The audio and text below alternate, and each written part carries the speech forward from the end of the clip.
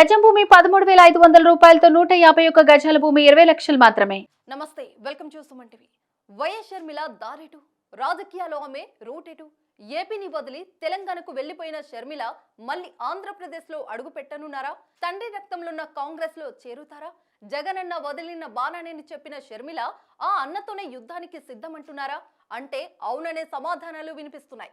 త్వరలోనే ఏపీ కాంగ్రెస్ బాధ్యతలను షర్మిల అందుకోనున్నట్లు వార్తలు వస్తున్నాయి.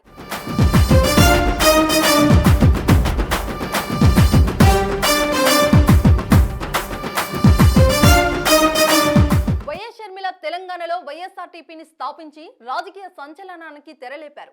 అప్పటి బీఆర్ఎస్ ప్రభుత్వంపై గట్టిగానే విమర్శలు ఎక్కుపెట్టారు. ప్రజా సమస్యలపై తన గళాన్ని విప్పారు. రాష్ట్రమంతా పాదయాత్ర కూడా చేశారు. కానీ చివరికి ఎన్నికల బరిలో దిగలేదు. కాంగ్రెస్ కు తన మద్దతు ప్రకటించారు. కాంగ్రెస్ లో తన పార్టీని విలీనానికి కూడా ప్రయత్నించారు. అయితే కొన్ని కారణాలతో అది జరగలేదు.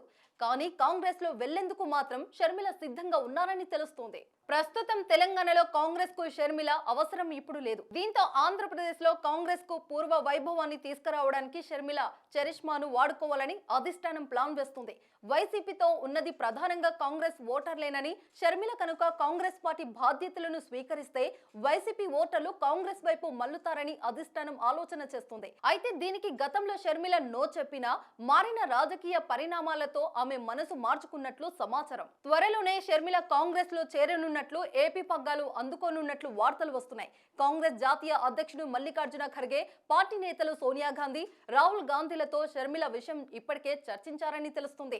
అన్ని అనుకున్నట్లు జరిగితే కొత్త సంవత్సరం ప్రారంభంలోనే షర్మిల నియామకంపై ప్రకటన వెలువడే అవకాశం ఉంది. అయితే సోదరుడు సీఎం జగన్ కు వ్యతిరేకంగా షర్మిల కాంగ్రెస్ లో చేరుతారా, అతనిపై పోరాటం చేస్తారా అనేది $1 మిలియన్ ప్రశ్న. కుటుంబంలో ఎన్ని విభేదాలున్నా షర్మిల మాత్రం జగన్ ను దెబ్బతీసే పని చేయరని ఓ వర్గం వాదిస్తుంది.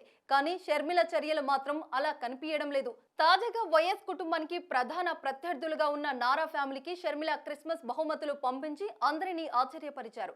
దీంతో ఇన్ డైరెక్టర్ గా జగన్ పై పోరాటానికి సిద్ధమని సంకేతాలు పంపినట్లు రాజకీయ విశ్లేషకులు భావిస్తున్నారు. ఏపీ రాజకీయాల్లో వైఎస్ షర్మిల ఎలాంటి మార్పులు తీసుకొస్తారో, ఎలాంటి ప్రకంపనలు సృష్టిస్తారో చూడాలి మరి.